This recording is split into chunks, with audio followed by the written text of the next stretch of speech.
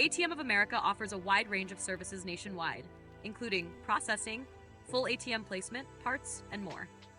Do not hesitate to contact us at 866-528-6462 or visit our website at atmofamerica.com. On this video, we're going to show you how to change the paper on a Genmega ATM machine.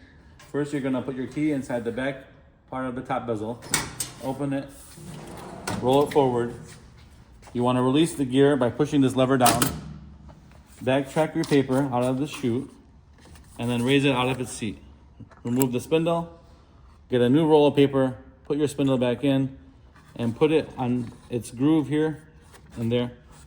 And you're gonna make sure that the paper is going towards the back of the ATM machine. Then you're gonna roll it around this seat here, the rod here, and then back towards the front.